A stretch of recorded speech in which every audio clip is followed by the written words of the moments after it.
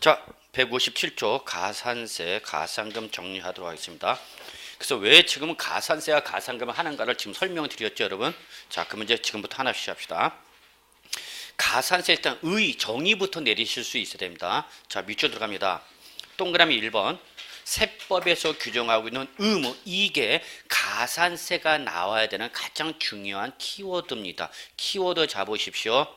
그래서 가산세는 반드시 뒤에 무슨 말 나야 된다? 세법에서 정하고 있는 의무를 이행하지 아니하실 때 부과하는 행정벌을 바로 뭐라냐, 여러분? 가산세랍니다. 정의를 내릴 수 있어야 되고요. 여기서 가장 중요한 키워드는 뭐예요, 여러분? 세법상 의무가 가장 중요한 키워드고요. 이 의무에 수많은 의무가 있지만 가장 기본이 바로 뭐다, 여러분? 신고, 납부, 이거에 등록, 제출, 기장, 보조, 엄청난 세법상 의무가 있어요. 이거 알면 아는 순간 여러분은 뒤로 자빠질 수밖에 없어요. 자, 예를 들어서 이렇게 해볼게요, 여러분. 드디어 우리 공인중개사 시험에 합격했어. 빰빠람빰, 베리 콩글레줄레이션 딱 해갖고 드디어 공인중개사업에 종사합니다. 사무실 뭐 하는 거죠, 여러분? 개업하죠. 그러면 여러분은 사업에 뛰어드는 그 순간부터 뭐가 쫓아오는가? 세금이 쫓아오는 거예요. 자본주의 국가에서는 태어나서 죽는 그 순간까지 쫓아오는 법이 바로 뭐예요? 세법, 세금입니다, 여러분. 그러면 여러분은 알아두셔야 돼요. 공인중개사업으로 내가 이제 개업했다. 그러면 여러분은 부가가치세법상 사업자 등록 의무라는 세법상 의무가 발생합니다. 사업을 개시하면 사업 개시로부터 며칠 이내에 20일 이내에 주소지를 사업장 관할 주소지 사업장 관할 세무서에 가서 나 사업자 등록하러 왔습니다 라고 신고하셔야 됩니다. 물론 가시기 전에 여러분 중개사법에 따라서 구청이나 또는 시군 가갖고 등록을 하셔야 될 겁니다. 공인중개사. 그건 이제 중개사법에 하실 거고, 중개사법에 따라서 관할 구청에 뭐하라? 등록하라. 그러면 등록 필증을 교부해 줍니다. 그럼 그 등록 필증을 교부받아갖고 그걸 가지고 어디 가서 세무서 가서 부가가치세법상 여러분 사업자 등록을 하셔야 됩니다. 며칠 이내에? 20일 이내에 등록을 안 하시면 너 왜 등록하라는데 안 했어? 라고 해서 뭐가? 등록 불성실 가산세가 부과됩니다. 세금은요 무서운 게 뭐냐면 세금 그 자체보다 안 내도 되는 가산세라는 놈이 무서운 겁니다. 가산세라는 놈이. 안 내도 될 돈을 내게 되는 거죠. 그래서 등록을 했다? 그럼 등록할 때 여러분은 중요해요. 일반 과세사업자를 할 건지 간이과세자를 할 건지를 둘 중에 하나를 선택하셔야 돼요. 그래서 나는 아직 개업 초기고 그러다 보니까 영세 규모다라면은 간이과세자로 가야 되고요. 아니야, 나는 사업자를 상대로 할 거야. 그러니까 여러분이 그걸 타겟을 정해야 되는 거야. 내가 일반 아파트 단지 안에서 그냥 일반 그 실수요자 대상으로 일반 개인을 대상할 때는 간이과세자로 가는 게 유리합니다. 그런데 나는 중심 상가단지, 상가단지라든지 상업지역에서 누구를 사업자를 대상으로 하겠다. 그러면 그렇다면 여러분은 일반 과세자로 가야 돼요. 그래야만 여러분이 원하게 됩니다. 그러면 일반 과세자로 갔을 때와 간이 과세자로 갔을 때 차이점이 뭐냐면 일반 과세 사업자가 되면 여러분은 소위 말하는 부가가치세 10% 징수 의무가 발생합니다. 그럼 내가 중개 수수료 100만 원을 받았어. 근데 일반 과세 사업자면 여러분은 그 100만 원의 10은 얼마? 10만 원을 뭐로? 부가가치세로 징수를 해야 되는 거야. 그러니까 고객 입장에서 얼마를 내야 되는가? 110만 원을 내야 되는 거야. 그래서 100만 원은 뭘로 받는 거고 내가? 수수료. 그리고 10만 원은 뭘로? 부가가치세로 받는 거야. 그래서 그거는 내가 대신 어떻게 돼? 이제 국가에 납부를 해야 되는 거야. 이때 낼 때 내가 받은 매출세가 그 다음에 내가 PC 등을 구입할 때 부담, 내가 낸 것도 있겠죠, 여러분. 부가치세는 부가치세 대표적인 간접세라고 그랬죠, 여러분. 내가 재화 등 PC 등을 구입할 때 사무실 기구 구입할 때 납부한 뭐가 있어? 부가가치세가 있어. 그걸 매입세기라 한단 말이야. 그래서 매출세과 매입세를 비교해서 내가 추가 납부할 건지 환급받을 것인지, 그래서 특히 일반 과세사업자는 내기도 하지만 뭘 받을 수 있다? 환급받을 수 있다는 게 일반 과세사업자의 가장 큰 매력이에요. 근데 나는 간이과세자로 갔어. 나는 이제 개업 초기고 별로 그 매출액이 많이 일어날 것 같지가 않아. 그러면 이때는 간이과세자로 가요. 간이 과세자로 가면 어떤 차이가 있냐면 징수 의무가 없어요. 그럼 얼마만 받으면 된다는 얘기야? 100만 원만 받으면 된다는 얘기야. 그게 차이점이네. 일반 과세자로 가면 100만 원 이내 10%는 얼마? 10만 원을 뭘로? 부가가치로 징수해야 돼. 그리고 그 받았다는 걸로 여러분 뭘 교부해야 되냐면 원칙적으로 세금 계산서를 교부해야 돼. 근데 그 사업자가 아닌 일반 소비자면 영수증을 발행해줘도 상관은 없어요. 그 대신 어쨌거나 10만 원을 떼야 된다고. 근데 간이과세자로 가면 10만 원 징수 의무가 없다는 얘기야. 그러면 사업자가 아닌 사람은 누구랑 거래하고 싶어 하는 거야? 일반 과세자라고 하는 거야? 간이과세자라는 거야? 간이과세자라고 싶어요. 이해하시죠? 근데 사업자는 누구랑 하고 싶어요? 일반 과세자로. 왜? 내가 부가치세 낸 대신 내가 낸 금액만큼 내가 환급받거나 공제받겠다는 얘기 여러분. 사업자는 부가치세 징수 의무가 있거든요. 그러니까 여러분이 개업할 때 내가 타겟을 누구를 할지가 잘 결정해야 되는 거예요, 여러분. 그에 따라서 일반 과세자나 간이 과세자. 근데 이렇게 만약에 일반 과세 사업자야. 그러면 일반 과세 사업자가 되면 부가치세를 징수할 의무가 있어, 없어? 있어. 근데 그 징수를 안 했어. 또 뭐가 돼? 가산세 하라는데 안 했잖아. 세금 계산서 합계표를 제출해야 돼. 또 사업자는 제출했는데 제출 안 했어. 제출 불성실 가산세 부과돼요. 그리고 여러분 일반 과세 사업자가 되면 또 뭘 기록해야 돼? 반드시 장부를 기록해야 돼. 장부를 기록 안 했어? 그럼 기록 불성실 가산세, 기장 불성실 가산세 때려요. 기장했다. 그럼 기장한 장부를 5년, 최소 5년은 모아야 돼. 보존해야 돼. 보존 안 해? 보존 불성실 가산세 때려. 엠병을 맨날 가산세 두들겨 맞아. 이런 뭘 모르면? 세법을 모르면. 까불고 있어. 이래서 세법 공부해야 돼, 안 해야 돼? 해야 돼, 여러분. 자본주의 국가에서는 세법을 모르면은, 내가 모르면은 결국은 누굴 고용할 수밖에 없는가? 세무사 등 전문가를 고용할 수밖에 없어. 그래서 자본주의 국가에서는 여러분이 그래도 재산이 있다면 3명을 고용해야 돼요. 첫째, 누구? 의사. 내 전문 주치의 있어야죠. 그냥 이놈한테 갔다 저놈한테 갔다가 그냥 들쑤시고 다니면 나를 관리해 줄 사람이 없어. 의사. 복잡한 자본주의 국가에서 법률 문제가 발생하니까 누구 있어야 돼? 변호사야 돼. 그리고 자본주의에서 피해갈 수 없는 무슨 문제? 세금 문제, 세무사. 이 3명 정도는 두고 계셔야 돼요. 있어, 없어, 여러분한테? 하나도 없어? 이런. 자, 이렇게 다시 마무리합시다, 여러분. 세법에서 각종 수많은 의무를 뭐하고 있는데? 부과하고 있는데, 그런 뭐를 안 하면? 의무를 부과하지 아니할 때 부과되는 게 뭐라, 여러분? 가산세야. 근데 가산금은 뭐냐면 이거야. 납세 고지서에 적힌 납부 기한까지. 여기는 뭐를 안 하면? 납부를 안 하면 이때 부과되는 게 뭐예요, 여러분? 가산금인 연체료야, 연체료. 얘는 연체료 성격을 띠고 있어요, 여러분. 행정벌이라고 했죠, 여러분. 요거에서 여러분 중개업에서 가장 대표적인 행정벌이 뭐냐면 과태료. 과태료 등을 여러분 우리 세법은 뭐라고 그런다, 여러분? 가산세라 한다, 그렇게 생각하시면 돼요. 여러분이 중개사업법에 따라서 여러분이 부동산 매매 계약을 체결했어.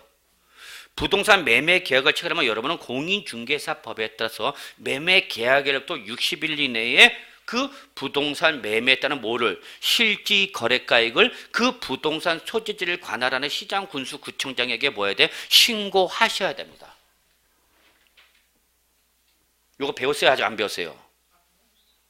뭐 배운 게 있겠어? 다른 과목은 맨날 물어보면 안 배웠대. 희한해요. 담당 교사한테 물어보면 했대. 근데 여러분한테 물어보면 안 했는데요. 안장해. 어떤 놈이 맞는 건지 잘 모르겠어. 그러면 신고. 자, 공인중개사가 실질거래가를 뭐하라고 여러분? 신고하셨는데 신고 안 했어. 안 했으니까 당연히 공인중개사법 의무라는 위반을 했으니까 뭐가 부과돼? 과태료. 과태료, 중개사법은. 그래서 여러분 중개사법에서 과태료 문제 시험 잘 나오잖아.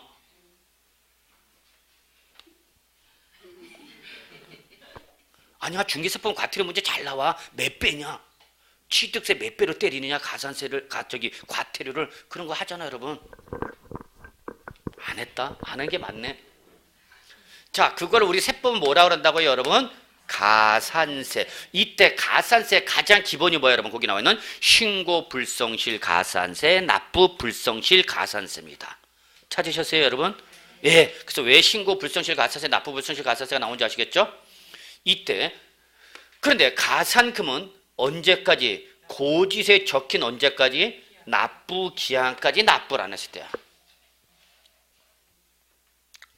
자, 그러면 이때 가산세와 가산금은 국세, 지방세 기본적으로 내용이 동일합니다. 적으세요, 여러분. 국세, 지방세 동일. 옆에다 적으세요. 즉 가산세나 가산금은 지방세에서 말하는 가산세, 가산금이나 국세에서 말하는 가산세나 가산금이나 같다. 내용이 같다, 다르다. 같다. 그러니까 둘 중에 한 군데에서만 정리하시면 되는 거고 여러분은 차이점만 보시면 돼요. 자, 그러면 거기 몇 페이지인가요? 157쪽. 예, 거기 양가로 2번 값. 아, 거기 동그라미 1번부터 먼저 가산세 개요. 그래서 밑줄 쳤죠, 여러분? 세법에서 규정하고 있는 의무. 이게 포인트랬어. 이걸 가지고 뭘 잡아야 돼, 여러분? 가산세. 그러면 가산세는 거기 더 적으세요. 밑줄 아니 밑 적으란 게 아니라 밑줄. 어디다 더한다 밑줄? 산출세계 가산. 밑줄. 산출한 세계라고 되어 있죠, 여러분? 그걸 우리 아까 뭐랬어요, 여러분? 과세산. 산출세계 뭐한다? 더하여 징수하는 금액이죠. 자, 꼭 밑줄 주셔야 돼요. 다만 요거 놓치면 안 돼요. 가산세는 가산금을 포함한다, 포함하지 않는다. 예, 밑줄 포함하지 아니한다. 가산세와 가산금은 별개. 그러니까 서로 포함 대상이 될 수 있다, 없다? 없다. 여러분 우리 구분하고 있잖아. 가산세와 가산금 구분하고 있죠. 그러니까 서로 포함 대상이 될 수가 없어. 최근에도 시험에 나왔어 여기에. 가산세는 이렇게 시험에 나왔네. 가산금을 포함한다. 이렇게 시험에 나왔어. 스키. 우린 포함하지 않는다. 그냥 답이 손 들고 있어. 세법 조금만 공부하면 여러분. 저 여기 쉬워. 그럼 그냥 쿡쿡 찍어주면 돼. 놓치면 안 돼요. 자, 그 다음에 반가로 2번 갑시다. 밑줄. 신고 불성실 가산세. 그리고 납부 불성실 가산세 나와 있죠, 여러분. 얘가 가산세의 가장 기본이야. 그러면 신고 불성실 가산세 갈게요. 신고 불성실 가산세는 신고 의무의 위반 정도에 따라서 밑줄 요게 키워드네요. 차등 과세. 죄질을 물어봐. 죄질을 물어갖고 자 잡읍시다. 세 가지를 일단 크게 구분하는데 여러분 밑줄 부정행위. 밑줄 부정행위. 이게 키워드야. 일단 부정행위니까 좋은 놈 나쁜 놈. 나쁜 놈 죽어라! 그래갖고 몇 프로 때냐면 동그라미 10벌겋게 40%. 죽을 사자. 제가 왜 그 말 했는지 아시겠죠? 죽어라! 라는 말을 왜 했는지를 알으라고. 죽을 사자 몇 프로다고? 40%. 10벌겋게 표시해야 돼요. 그리고 그 부정행위에 꼭 적으셔야 될 게 하나 있어요. 공인중개사 업무와 관련된 대표적인 세법상 부정행위가 바로 뭐냐면 적으세요. 이중계약서입니다. 적으셔야 됩니다. 공인중개사 업무와 관련된 대표적인 부정행위가 뭐다고 여러분? 이중계약서입니다. 그래서 시험에 이중계약서란 말이 나오면 여러분은 무슨 행위로 몰고 가야 돼요? 부정행위로 몰고 가셔야 됩니다.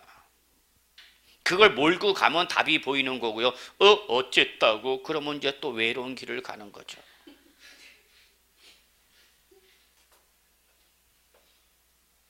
부정행위의 대표가 뭐다고 여러분? 이중계약서. 여러분 공인중개사가 되셔서 여러분이 뭘 쓰거나 다운계약서나 업계약서 쓰면 그거는 바로 세법상 무슨 행위다? 부정행위다.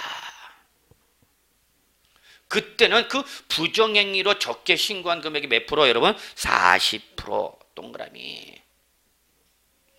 그런데 거기 이런 말이 있네. 단 무슨 거래일 때는? 국제거래일 때는 이때는 60%네요. 이게 작년 2015년도 개정된 사항이야. 그래서 올해도 시험 대비 강좌 때 가산세, 가산금은 올해 더 주의해라. 가산세 개정됐기 때문에 분명히 시험에 나올 가능성이 높다. 예, 역시 나왔죠. 다만 그거를 가산금으로 물으면서 가산세로 후려친 거죠. 스키트. 결국 시험은 누구와의 싸움이에요, 여러분? 어떤 분이 이렇게 얘기해요. 시험은 결국은 자기 자신과의 싸움이다. 개뿔 같은 소리 하고 있네. 왜 나랑 싸워? 싸울 사람이 없어? 뭐 말 같지도 않은 소리야. 누가의 싸움이야, 여러분? 저는 출제원과의 싸움이라고 봅니다. 왜 나하고 싸워? 어떤 사람 멋지게 누가의 싸움입니까? 자기 자신과의 싸움이다 그래. 개뿔 같은 소리 하고 있네. 이씨 무슨. 제 말에 틀렸어요, 맞았어요? 맞습니다, 여러분. 진짜입니다. 시험은 출제원과의 싸움입니다, 여러분. 출전이 어떻게 낼 거다, 뭘 낼 거다, 우리는 그걸 예상하면서 공부하는 거야, 여러분. 우리가 여기서 지금 혼자 공부할 줄 몰라서 하는 게 아니잖아. 그래서 마무리할게요, 여러분. 신고 불정시 가세는 특징이 뭐다고, 여러분? 차등 가세. 그래서 무슨 말이 나오면 부정. 그럼 몇 프로 때린다? 40%. 근데 이게 무슨 거래면? 국제거래를 통해서 이게 또 부정행위 했대. 우리 양도소득세와 관련된 게 있어요. 즉 국 외에 있는 부동산을 양도해서 뭘 쓰면 다운 계약서. 국의 부동산을 양도해서 다운 거래 쓰면 그때는 40%가 아니라 몇 프로야? 60%. 이놈은 국제거래까지 이게 사기 쳐먹네 그런 거야. 근데 국제거래는 적으세요. 지방세는 없어. 60%짜리 어디는 없다? 지방세는 없어요, 여러분. 60%짜리 어디에만 있는 거야? 국세. 왜? 지방세는 우리나라 지방자치단체 안에 있는 거니까 무슨 국제거래가 어디 있어? 이해하셨죠? 60%는 어디에만 있는 거고 국세에 있는 거고 지방세는 없어요, 여러분. 그게 차이점이야. 니은 적으세요. 앞에다. 무신고야 이거는. 결론. 신고 기한 내 신고를 하지 않은 경우 꼭 적으세요. 뭐라고 적어? 무신고. 신고를 해야 된다, 안 해야 된다? 안 해야 된다. 신고를 해야 되는데 안 했다. 무신고. 그때는 몇 프로? 20%가 여러분. 20%를 저 같은 경우는 이렇게 박스 칩니다. 왜냐면 20%가 사실은 기본이에요. 무신고 불성실 가산세 20%가 신고 불성실 가산세의 기본이고요. 아까 무슨 말 하면은 부정행위하면 요거에 따블 친 겁니다. 넌 2배로 더 내, 스키야. 나쁘쉐. 그러면서 무슨 행위니까? 부정행위니까 2배. 그래서 몇 프로 하는가, 여러분? 40%인데 이게 또 무슨 거래면? 국제거래면 요걸 또 20% 더해서 몇 프로 때리는 거, 여러분? 60%인가? 이게 다 이렇게 나오는가? 아무렇게 나오는 거 아니야, 숫자가. 까불고 있어. 그런데 거기 디귿 밑줄 뭐라 써 여기는? 그래서 가끔가다 이거 니은과 디귿을 구분을 못하는 분이 계셔요. 아 어렵대. 어떨 때는 20%가 어떨 때는 10%인지 난 정말 그분이 어려워. 아니 니은은 신고 자체를 했다고 안 했다고? 안 했다고. 그때는 20%라고. 그럼 디귿은 뭐예요? 디귿은 신고를 했잖아. 그게 차이점이지. 신고를 했는데 신고를 적게 신고했죠. 그때는 몇 프로 여러분? 10%. 요거는 20%의 2분의 1이네. 왜냐면 내가 신고를 한다고는 했는데 잘 알아서 몰라서. 몰라. 세법이 어려워요, 여러분. 뭐 민법, 개론, 공법, 중개법, 공시법 어렵다고? 개뿔 같은 소리 하고 있어. 걔들은 그냥 껌 씹으면서 하면 돼. 예, 전혀 동감은 안 합니다. 제 입장에서 민법 교사 민법이 최고다 그러겠고 학개론이나 하악거리면서 열심히 하겠지 또. 공법? 선생은 마음에 드는데 내용은 뭐 하는지 알아? 공허하지. 고쌤이 짱이죠? 뭐 하는지는 몰라 근데. 국계법을 하는 건지 도시미 주거 환경정비법을 하는 건지 건축법을 하는 건지 농지법 하는 건지 들을 때는 좋았다. 그러나 집에 갈 때는 끝날 때 뭐해? 공허해. 그래서 공법이야. 까불지 마라 그래. 자 여러분 요거 구분되세요? 무신고와 가소신고. 그래서 40% 10%가 어떻게 나오는지 아시겠죠? 20%를 기본인데 나는 한다고는 했는데 어떡한가? 적게 신고해서. 그러면 요거의 2분의 1 10%. 얘는 이중계약서는 무슨 행위라면 부정행위하면 요놈의 더블 20% 또한 40%. 근데 국제거래면 60%. 가는 전개. 여러분이 전개할 줄 알아야 돼. 근데 60%는 어디만 있는 거고 국세만 있는 거고 지방세는 없다. 나머지 다 똑같아요. 지방세는. 일단 거기까지 보시고요. 그 다음에 여러분 납부 불성실 가산세 가요. 맨 밑에. 납부 불성실 가산세는 미납세 액도는 부족세에다 동그라미 하루당 10,000분의 3. 이제 세법을 싫어하는 분들이 이런 걸 싫어하는 거야. 만분의 3. 이걸 외우려니까. 아니야, 157점 몇 미쳐? 동그라미. 몇 명이 안 되기 때문에 여러분 여기서 몇 페이지 보고 이제 다 보여요. 여러분 뭐 졸고 있는 거 다 보여요. 그거 있어요.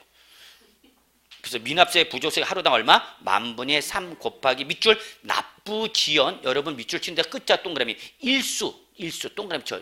분명히 이유가 있어서 밑줄 치라는 거야. 납부지연 일수 이렇게 됐어요. 자, 그래서 기본으로 우리가 가산세는 딱 두 가지만 하면 돼. 뭐 신고 불성실 가산세, 납부 불성실 가산세만 하면 돼요. 다음 페이지 넘어갑시다. 7번 가산금이 나와 있네. 자, 가산금도 국세나 지방세나 내용이 똑같아요. 자, 밑줄 들어갑니다. 밑줄. 납부 기한까지 납부하지 아니한 경우. 이게 키워드다. 이게 가산금이 나오기 위한 가장 중요한 키워드예요.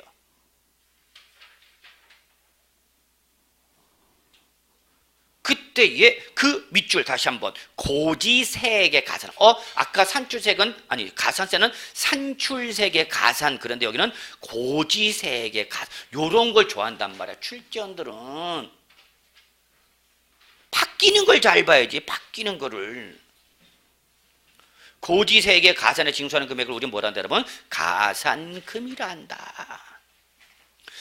가산금이 나오기 위한 가장 중요한 키워드는 뭐랬어요 여러분? 납부 기한까지. 고지서 등에 적힌 납부 기한까지 납부하지 않았을 때. 이게 키워드야. 근데 여러분 잠깐 여기서 이제 조금 공부를 하신 분이 자 아까 요거하고 좀 비교합시다. 여러분 요거는 뭐 기본 단계는 아니지만 그것도 좀 정리해 두셔야죠. 납부 불성실 가산세 여러분 가산금의 차이점을 좀 보세요. 자 제가 두 놈을 묶었죠. 제가 써요. 묶을 때는 묶는 데들 간에 뭐가 있다고요? 공통점이 있다라서. 근데 구분할 때는 걔들 간에 뭐가 있다고요? 자, 그렇죠. 여러분이 그런 마인드 갖고 공부하시면요. 답 금방 보인다. 납부 불성실 가산세나 가산금은 공통점은 둘 다 여러분 납부를 안 했다는 게 공통점이에요. 그죠? 납부 불성실 가산금 아까 뭐랬어요 여러분? 납부 기한에 뭘 안 했다? 납부를. 그래서 납부 불성실 가산세나 가산금은 공통점은 뭐다? 납부 기한 내에 죄송합니다. 납부를 안 했다. 그러면 차이점은 뭐냐? 얘는 언제까지 납부를 안 한 거냐? 신고 기한까지 납부를 안 한 거고요. 여기는 언제까지? 납부 기한까지 납부를 안 한 거예요. 이게 차이점이에요. 그러니까 지금 납부 불성실 가산세로 갈 거냐 가산금으로 갈 거냐는 뭐로 포인트냐? 신고 기한 때 납부를 안 하면 어디로 가고 납부 불성실 가산세로 가는 거고 고지서 등에 적힌 납부 기한까지 납부를 안 하면 어디로 가는 거고 가산금으로 가는 거고. 구분되시나요 여러분? 요걸 갖고 구분하셔야 됩니다. 그러면 신고 납부하는 세목의 대표가 아까 뭐랬어요 여러분? 취득세, 등록면허세, 양도소득세입니다 그랬죠. 여기 써져 있네요. 언제 했냐고? 내가 그래서 안 지웠어. 여러분은 계속 안 했다고 그러거든요. 그런데 재지종은 보통징수 정보세니까 과세권자 세액 계산해서 뭐가 날라? 납세고지세. 거기에 적힌 날짜를 뭐라 그래? 납부기한. 요 납부기한 내 납부를 안 하면 어디로 가는가? 가산금. 취득세나 등록세나 양도소득세를 신고기한까지 신고하고 뭐 해야 되는데? 납부인데 그때 그 납부를 안 하면 언제까지? 신고기한까지 납부를 안 하면 이때는 어디로 가고? 납부 불성실 가산세로 가는 거죠. 구분되십니까 여러분? 우린 이거 인문 가정이지만 이거는 우리 세법 전반적인 가장 기본적인 1년 내내 이거 공부해요 여러분. 1년 내내. 그래서 그 1년 내내 공부해서 시험에 맞추는 거죠. 이거 나온 거야 기왕. 이거 시험에 나온 거 올해 2015년도 뭐 별거 있어. 구분되십니까 여러분? 납부 불성실 가산세 가산금을 구분하시세요. 다른 선생한테 배워놓고 와갖고 계속 이런 것도 모르고 있어. 뭐가 가산세인지 뭐가 가산금인지 꼭 정리해 두셔야 돼요. 그러면 이때 가산금은 다시 두 가지로 구분돼요, 여러분. 소위 말하는 일반 가산금, 책에 내어 쓰지 마시고 일반 가산금과 그 밑에 뭐가 있어요, 여러분? 중가산금. 얘는 둘 다 뭐야? 연체료. 그러면 일반 가산금과 중가산금을 구분했으니까 얘들 간에 뭐가 있다? 차이가 있다라는 걸 느끼셔야 되는 거죠. 그럼 일반 가산금은 여러분 국세나 지방세나 구분 없이 무조건 체납액이 몇 프로냐면 무조건 3%예요, 여러분. 3%. 요건 잡으셔야 되네요. 뭐의 3%? 체납액. 그럼 요 체납액이 뭐냐를 또 알아야 될 거 아니야. 어렵지 않아요. 뭐냐면 납부가 연체된 세액. 그래서 이걸 뭐라는가? 체납액. 그놈의 몇 프로? 3%. 근데 여러분 요거는 여러분 매달 경험해요. 제가 그랬죠. 매달 뭐가 날라온다? 공과금. 고지서 날라오죠. 핸드폰, 전기료, 수도료, 전화요금 뭐 엄청 오잖아. 근데 거기 보면 이렇게 돼 있네. 항상 납기내 금액과 납기 후 금액으로 나눠져 있죠, 여러분. 그래서 여기는 빨간 글자로 적혀 있어. 그래서 납기내 금액은 예를 들어서 3만 원. 그런데 납기 후 금액은 3만 900원 이렇게 적혀 있다 봅시다. 꼭 집에 가서 한번 봐보세요. 나눠져 있죠. 그럼 여기 분명히 차이가 구분했으니까 잊지 마요. 구분할 때 뭐가 있다? 차이점. 여기 얼마 더 붙었어? 900원 더 붙었죠? 이게 바로 3% 뭐야, 여러분? 가산금, 소위 말해 뭐야, 여러분? 연체료. 일반적으로 말하는 연체료를 우리 세법에서 뭐라는가? 가산금. 오케이? 예, 어렵지 않아요. 그래서 가산금은 우리가 일상적인 용어로 뭐를 말하는 걸? 연체료라 하는 거를 우리 세법은 뭐라 그런다, 여러분? 가산금이라고. 요때 요 적힌 게 바로 뭐야, 여러분? 일반 가산금이야. 그러면 중가산금은 요걸 꼭 기억해 주셔야 돼요. 얘는 가산금에 어떻게 하는데? 더해서 부과하는데 무조건 더하는 게 아니라 조건부 중첩적 규정이에요. 여러분 적어놓으세요. 중가산금의 가장 중요한 성격은 뭐다? 조건부 중첩적 규정이다라는 게 중가산금에 대한 가장 기본적인 성격을 얘기합니다. 자, 조금 어려운 용어 나왔네요. 중첩적이라는 것은 여러분 대응되는 게 선택적 규정이야. 그러니까 선택적 규정은 A 또는 B로 생각합시다. 둘 중에 한 놈을 골라라.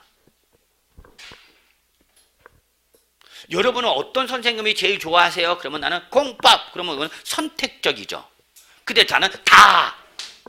그럼 뭐가 되는가? 중첩적. 근데 중첩적 규정이니까 가산금과 중가산금은 선택하는 거야? 중복해서 적용하는 거야? 중복해서 적용한다서 뭐란가 여러분? 중첩적 규정. 중가산금을 어디에 더하라? 가산금이 어떻게 하라? 더하라. 근데 요게 중요하죠. 무조건이 아니라 뭐야 여러분? 조건부. 일정한 조건이 어떻게 됐을 때만 충족됐을 때만 적용하는 거죠. 그러니까 여기서는 중가산금 뭐가 제일 중요한 거야 여러분? 조건이 제일 중요한 거야. 그러면 이때 조건은 뭐냐면 체납액이 국세일 때는 저건 거기 책을 보시면 얼마 되냐면 100만 원. 여러분 요거 기억해 두시잖아요. 이상 100만 원. 근데 지방세는 여기 차이점이 뭐냐면 여기는 30만 원 이상이에요. 요거 꼭 기억해 두셔야 되네요. 숙지하셔야 됩니다. 중가상금 부과 조건을 반드시 숙지하셔야 합니다.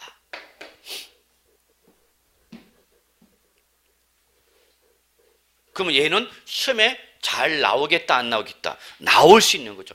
가산금 물어보면 여기서 시비 걸 가능성이 제일 높은 거야. 가장 기본이야. 왜? 얘는 뭐에 따라 달라지니까? 조건에 따라서 달라지니까. 이게 조건이죠. 근데 여러분 그 책을 잠깐 보세요. 책에는 어떻게 됐냐면 이렇게 나왔어요. 이걸 법률적으로 표현할 때 이상일 때 적용한다고 그랬죠. 우리는 이상일 때 적용한다고 그랬죠. 근데 거기 책에는 뭐라냐? 법에는 뭐 할 때는 미만일 때는 적용하지 아니한다 이렇게 나와 있네. 밑줄 국세는 얼마 미만이면?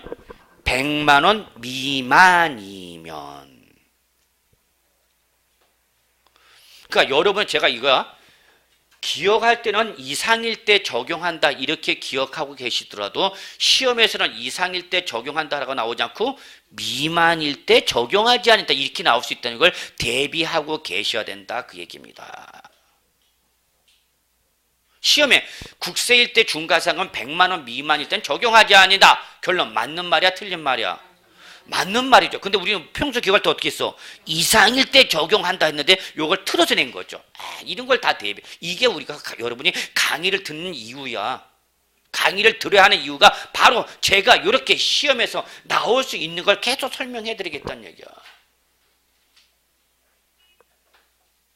혼자서 내가 이거 책을 볼 줄 모르냐고. 그러니까 결론 냅시다. 중과상금은 이상일 때 적용하지만 법률에서는 어떻게 표현하고 있어? 미만일 때 적용하지 아니한다. 그러니까 여러분은 여기까지 대비를 해 두셔야 되는데 조건은 뭐다? 국세는 100만 원 이상, 지방세는 30만 원 이상. 이게 조건이야. 이 조건을 충족하면은 한 번 더 뭘 때려라? 중과상금을 가상금이 어떠라? 더하라. 제가 출전되면 일단 이거 시비 겁니다. 이거. 두 번째 이걸 통과했다. 그러면 이제 이거죠. 그러면 중과상금은 얼마냐? 자 보세요. 체납액 곱하기 여러분 1000분의 12. 적으세요. 반드시 몇 프로야? 1.2%네. 아씨. 그러니까 여러분이 평소에는 기억하실 때는 1.2%로 기억하지만은 법률에서는 어떻게 표현하고 있다 여러분? 1000분의 12로 표현하고 있다는 걸 놓치셔서는 안 된다는 얘기입니다. 이게 시험이야. 시험에서 어떻게 장난치냐? 1000분의 12로 물어야 되는데 이거를 이렇게 고쳐. 1000분의 1.2 이렇게 말장난치죠. 출제원이. 응? 이해하세요? 무슨 말인지? 우리는 평소에 기억할 때 몇 프로? 1.2% 이렇게 기억했단 말이야. 근데 법률에서는 얼마로 나오는 거야? 1000분이 얼마? 12로 표현하고 있다고. 그러면 1.2%가 1000분위로 환산하면 1000분이 얼마가 되는데 12가 되는데 출제 이걸 고치는 거죠. 어떻게 고쳐? 1000분의 1.2 점 하나 더 찍어놔 스키가. 그러면 1.2%가 아니라 그건 몇 프로야? 왜 봐? 이게 어렵다 세법은. 1000분의 1.1로 하면 100분의 한 사람 몇 프로가 되는 거예요 여러분? 0.12%로 만든 거죠. 그러니까 맞는 말이야 틀린 말이야? 틀린 말이죠. 시험이란 놈이 잔인해. 이렇게 장난친다니까 결론은. 우리가 정말 내용을 몰라서 틀리는 거가 아니라 순간적으로 출제에 말장난친 거에 넘어가면 뒤집어지는 거야. 피는 흘려 그것 때문에. 1000분의 12가 아니라 1000분의 1.2가 아니라 1000분의 얼마가 돼? 12. 100분위로 한 사람 몇 프로 여러분? 1.2%. 요게 두 번째. 자, 하나가 더 있어. 여기는 여러분 연체 월수야. 다음 주부터 안 나온다. 씨. 일수가 아니라 뭐야 여러분? 월수야. 월수. 아까 납불보성시 가산세는 뭐였어요 여러분? 일수. 여기는 월수.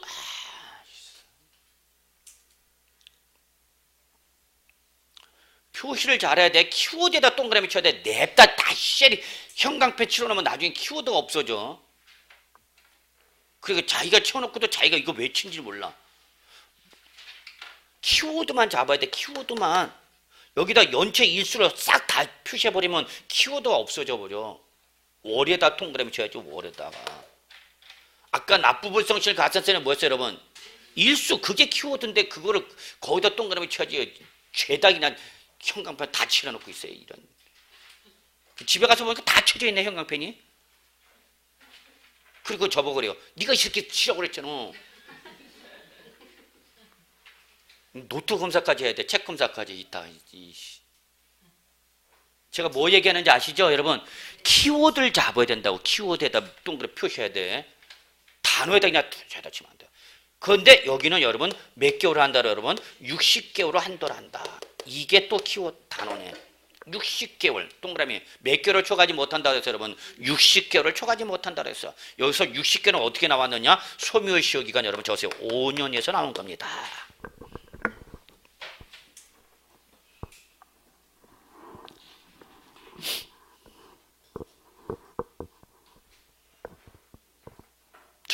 가산금이에요. 역시 계산 문제라도 출제 가능해요. 저는 이렇게 말장난 치는 거 저는 싫습니다. 솔직히 제가 출전 들어가면요, 이렇게 말장난 안 치고요, 그냥 뭐 해라고 그래, 계산해 보세요. 그러면 돼. 뭘 그걸 굳이 그냥.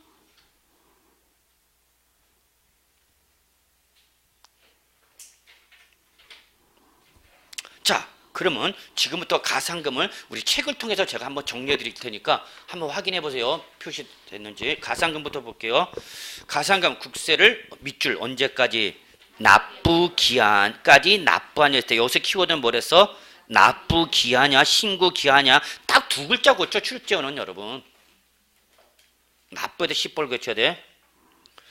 이때 납부 기한까지 납부하지 아니한 경우에 어디다가 더한다고? 여러분, 고지세액의 가산. 아까 가산세는 어디였어요? 여러분, 산출세액이야. 근데 여기는 뭐야? 고지세. 고지에다 동그라미 쳐야죠. 출전이 어딜 장난치는지를 미리 예상하라고 그랬어. 가산세는 어디다 가산하는 거야? 산출세액에 가산하는 거야. 그러나 가산금 어디에 더하는 거야? 여러분, 고지세에. 납세 고지세 언제 뭐가 날라와서 납부 기한이 있죠, 여러분. 이때 가산금은 반가로 1번. 역시 납부 기한까지 완납하지 아니하였을 때, 이게 밑줄이죠, 여러분. 가산금 부과 조건. 하여튼 가산금은 언제까지? 납부 기한까지야. 완납하지 않았을 때. 자, 밑줄 100분의 3. 국세 지방세 동일 옆에다가. 가산금은 국세나 지방세 똑같아. 몇 프로다? 3%. 3%를 우리 법률에서 어떻게 표현하고 있어요, 여러분? 100분의 3. 그러니까 여러분이 법률적 표현에 좀 익숙해야 돼. 중가산금 보세요. 체납된 국세를 납부하지 아니했을 때, 자, 밑줄 들어갑니다. 납부 기한이 지난 날부터 매 1월이 지날 때마다, 밑줄 여기 한 단어로 묶어야 돼. 납부 기한이 지난 날부터 매 1월이 지날 때마다. 여기 한자 밑줄 하나, 그리고 적어 놓으셔야죠. 이걸 뭐라고 적어 놔야 돼, 여러분? 연체 월수. 아, 얘는 1개월 단위로 센다는 거야. 1개월 단위로 센다. 체납된 국세의 밑줄 다시 1000분의 12네. 1000분의 12. 키워드 잡고 있어요.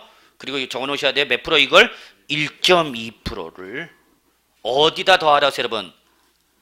중가산 어디 더하라서? 가산금에 가산하여 징수. 이렇게 했죠. 이 경우 중가산으로 가산을 징수하는 기간은, 자, 다시 밑줄 키워드 잡아야죠. 몇 개월을? 60개월 동그라미. 이건 어디서 나온 거다? 여러분, 근거가 소멸시효 기간 5년. 자, 2번 잡읍시다. 이것도 얼마 미만일 때는 100만 원 미만일 때 제외라고 됐죠. 꼭 적으세요. 그러면 얼마 이상일 때야? 100만 원 이상일 때 적용한다는 걸 기억해 두셔야 되는 거죠. 그리고 꼭 적으셔야죠. 지방세는 100만 원이 아니라 얼마다? 여러분, 기준금액이 30만 원이다. 이걸 같이 정리해 두셔야 돼요. 한꺼번에 정리하는 거 국세 지방세. 그런데 앞에 출제원에 또 장난칠 수 있는 말이 있어요. 밑줄 고지서별 세목별 밑줄. 특히 세목별 밑줄. 고지서별 세목별 할 때 세목별. 이걸 출제원에 말장난칠 수 있어요. 적어놓으세요. 총액 X.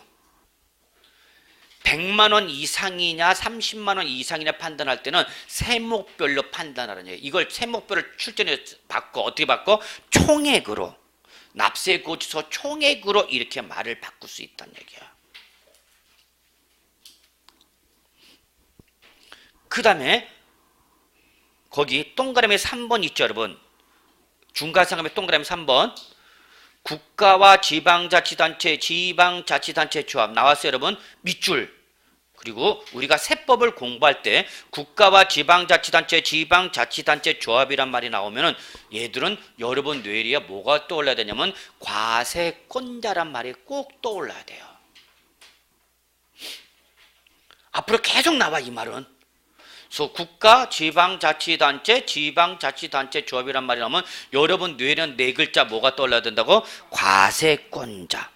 즉 과세권자, 자기는 자기한테 가산세나 가산금을 때린다 안 때린다? 안 때려. 자기가 자기한테 때릴 수는 없잖아. 공부를 오늘 못했네. 그래서 반성할 수 있지만 자기가 공부 못했다 자기가 자기 뺨때기를 막 때릴 수는 없잖아. 자학행위가 돼 그때는. 차라리 그때는 아저씨를 때려. 너 때문에 내가 공부 못했잖아. 오늘 왜 저녁 먹고 들어갔는데 꼭 집에 와서 저녁을 처먹어 씨 그러면서. 그래서 여러분 합격하시려면 가정을 포기하라고 그랬어. 1년간은 가정을 포기할 수밖에 없어. 애들은 계속 온종일반 돌려 뺑뺑이 돌리고 아저씨는 밥 먹고 들어오라고 그러고 저녁 먹고 들어오라고. 그래서 적어놔 여러분. 여러분의 협조가 필요합니다. 합격을 위해서는 적어놔. 제가 합격하기 위해서는 여러분의 도움이 절실합니다. 적어놔. 그래서 니들은 뺑뺑이 막 온종일반 돌고 온다. 저녁 아저씨 꼭 먹고 들어온다. 그런 협조가 필요합니다. 적어놓으셨어요 여러분?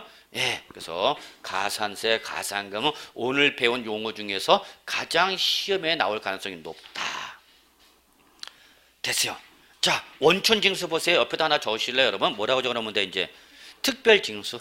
그거야. 국세는 원천징수라는 걸 지방세 뭐라 표현한다 여러분? 특별징수로 한다.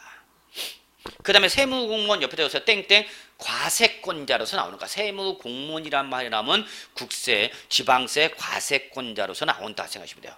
그래서 이거 외울 필요 없어요 여러분. 그 밑에 거냐 세무공무원이란 말이 나오면 여러분 얘는 왜 나왔다? 세법 당사자 중 과세권자로 나왔다. 그것만 기억하시면 돼요. 그 밑에 있는 내용을 외울 필요는 없다 그래서 세무공무원이란 말하면 납세의무자와 과세권자 중 누구로 나온가? 과세권자로 나왔다. 그것만 기억하시면 돼요 여러분. 자 159조 10번 정보통신망과 전자신고 있죠. 찾으셨네요? 옆에다 딱 세 글자만 적어놓으면 돼요. 뭐야? 인터넷. 그거 적어놓으면 돼요. 요즘은 정말 좋은 게 뭐냐면 인터넷으로 다 돼요. 예전에는 여러분 맨날 세무서 가서 그냥 신고하고 세무서 가야 돼요. 그러면 세무서 가면 남한가 다 와. 그럼 줄 쫙 서 있어야 되고요. 시간 늦으면 문 닫아버리죠. 그러면 막 술집실 넘어가고 술집에다 던져놓고 이렇게 영수증 써줘 하고 막 그랬어요 옛날에는. 근데 지금은 그럴 필요 없어. 다 인터넷. 여러분 꼭 국세는 뭐예요 여러분? 홈택스. 적어놓으세요. 홈택스. 이거 가입하시면요 여러분한테 부과되는 모든 세금 관계가 다 나와. 이거 한번 봐야 될 거 아니야. 내가 2년 전 3년 전 거 소득세 얼마 냈는지 과세 내 회사에서 얼마 총수익 금액을 얼마를 잡아갖고 필요경비 얼마 잡아갖고 원천징수세과 기납부세를 어떻게 했는지 이거 가입하면 다 나와. 저는 이거 꼭 하라고 얘기하는데 이걸 하려면 여러분 세무서 가셔갖고 공인인증서 발급해야 돼요. 공인인증서 인정을 받으셔야 돼요 여러분. 이건 세무서 가서 직접 할 수. 왜? 본인만 볼 수 있게 하는 거기 때문에 본인만 볼 수 있게. 그래서 이거는 일반 공인증서가 아니라 딱 세무서에 신고된 거. 그래서 내가 일반 공인인증서를 할 건지 세무서에 별도로 신고한 건지 이걸 받으시면은 홈택스에 가입하면 이거 여기 여러분 나한테 부과된 세금 다 나와. 얼마나 좋아 인터넷이 이렇게. 그리고 내가 다 나오고 내가 굳이 세무서 가서 은행 가서 낼 필요 있어 없어? 없어. 이거 인터넷 납부해버리면 다 돼. 게임 끝이야. 지방세로 똑같아 여러분. 다 인터넷 다 되죠. 그래서 여러분 거기 정보통신망과 전자신고를 뭐 생각하면 된다고 여러분? 인터넷. 진짜 좋은 제도 여러분. 특히 여러분이 사업자가 되시면은 여러분 매달 뭐 이렇게 편의점에서 물건 사면 영수증 발급해드려 안 드려 체크카드 여기서 저 핸드폰 번호 가르쳐주고 막 그러잖아요 여러분. 그거 해야 되는데 그래 나중에 연말정산 때 다 공제받지. 그러면 그 편의점에서 그게 한 건지 등록했는지 아닌지 내가 확인할 수가 없잖아. 무슨 말인지 아시죠? 그거 그날 집에 가셔서 저녁 12시 넘어갖고 홈택스 들어가셔서 딱 보이면은 그날 세금 영수증 한 거 다 나와 내역이. 이렇게 좋은 거야 여러분. 그러니까 여러분 국세의 모든 거는 어디에 있다 여러분? 홈택스 있어. 여러분하고 과세관청 계좌를 하나 만든 거야. 여러분 명의로 계좌 하나 만든 거야. 진짜 좋은 제도 여러분. 자, 그 다음에 11번 특수관계 적으세요. 특수관계인과 거래를 하면 여러분 우리 세법은 적으세요. 비정상적 거래를 봅니다. 이걸 놓치면 안 돼. 내가 매매를 했는데 이 매매가 일반 이해관계가 대립되는 제3자와의 거래가 아니라 누구와의 거래다 여러분? 특수관계인 간의 거래. 뭐냐면 적어놓으셔야 돼요. 분명히 세법상 정상적 거래 본다, 비정상적 거래 본다. 비정상적 거래 본다고. 세법은 아니야, 얘는 일반적 거래가 아니라 세금을 뭐하기 위해서, 탈루, 누락, 회피하기 위해서 거래한 걸까, 이렇게 봅니다. 말입니다. 이때 특수관계인의 범위를 좀 알아두셔야 되는데, 이 중에서 여러분 반가로 1번 밑줄 친족관계. 그래서 내가 친족하고 거래했다. 그럼 우리 세법은 누구와의 거래로 보는 거야? 특수관계인의 거래. 정상적으로 본다, 비정상적으로 본다. 자, 거기서 친족관계에서 여러분이 자꾸 구분을 못하는 게 있어요. 여러분 밑줄 혈족, 인척, 이걸 구분을 잘 못해. 혈족은 뭐야 여러분? 피로 맺어진 사이야. 인척은 혼인으로 맺어진 사이야. 그걸 구분을 못해. 여러분 남편과는 어떤 관계야 여러분? 인척이야. 시부모, 왼수 이런 사람들 무슨 관계야? 인척 관계지. 인척은 여러분 뭐로 맺어진 사이야? 혼인. 그러면 혈족과 인척을 구분했죠? 혈족과 인척을 구분했잖아. 제가 누차 얘기하는 거 뭐야 여러분? 구분할 때 뭐가 있다? 차이가 있다. 차이점 보기는 봅시다. 혈족하고 인척과의 가장 큰 차이점 뭐냐면 여러분, 절단. 끊어버리는 게, 혈족은 되고 안 되고, 인척은 되고 안 되고, 이게 차이점이에요 여러분. 이런 건 민법 선생도 얘기 안 해준다.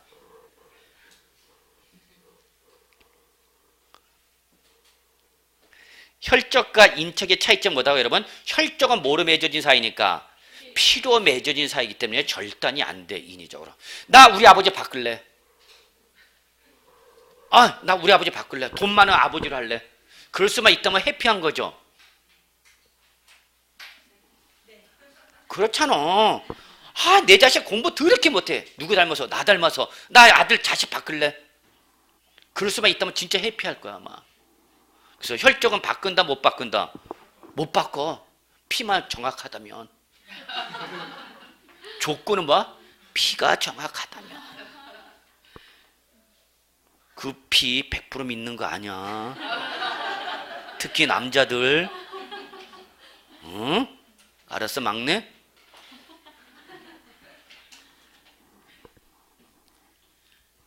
근데 인적은 뭐가 가능하다? 절단. 뭐를 통해서? 예, 이혼. 물론 모두 있죠 여러분. 사망도 있지만 이혼은 인적관계가 어떻게 되는가? 절단. 이게 바로 세부담의 회피수단으로 악용되기도 합니다. 그러면 그 친족관계 옆에다 여러분 반드시 적으셔야 될 게 있어요 여러분. 그 친족관계에서 가장 가까운 사람이 누구예요 여러분? 네, 배우자나 꼭 적으세요. 또는 직계준비서. 특수관계 중에서도 가장 가까운 사람 여러분. 그리고 적어놓으세요 꼭. 이걸 배우자 또는 직계준비서. 앞으로 이렇게 하기 너무나 길어. 그래서 저는 단 2글자로 적어놔. 왼수. 죄송합니다. 저희 집안 얘기입니다. 그러나 이해는 할 거라 믿어. 배우자나 직계준비석이란 말을 단 2글자로 앞으로 뭐라 한다 여러분? 왼수. 그러면 부동산을 사고 팔았는데 누구 간의 거래였어? 왼수지간의 거래였어. 그럼 세법은 정상적 거래로 본다, 비정상적으로 본다. 그걸 꼭 기억해 두셔야 돼요 여러분. 특수관계에서 제일 가까운 사람이야 얘들이. 특수관계들이 이렇게 정도가 있잖아요 여러분. 이해하시죠? 그 다음에 여러분 경제적 연관관계 밑줄. 요거 하나만 적어놔. 근로자와 사장님. 그러면 딱 기억돼. 누구와 누구? 사장님과 종업원의 관계가 대표적인 경제적 연관관계다 보세요. 밑줄 경영지배관계. 밑줄 회장님과 회사와의 관계. 요즘 모 그룹 시끄러웠죠 여러분? 응? 경영지배관계잖아. 니냐 나냐 형제지간 취급받고 아버지 모셔다 놓고 나도 막 그러자 싸우잖아. 회장님과의 관계. 그래서 여기까지가 여러분 오늘 배운 내용이지만, 그렇지만 실제 나간 거는 여기는 160페이지, 그 다음에 163조, 이런 거 지금 다 나갔죠, 여러분? 그래서 여기까지 해서 오늘은 여기까지 마무리하도록 하겠습니다, 여러분. 오늘 입문 과정으로 여러분 배웠지만 이거는 앞으로 우리 1년 내에 공부할 때 사용되는 용어이기 때문에 집에 가서 꼭 복습 한번 해주실 것을 부탁드리면서 오늘 강의 여기서 마무리하겠습니다. 수고하셨습니다.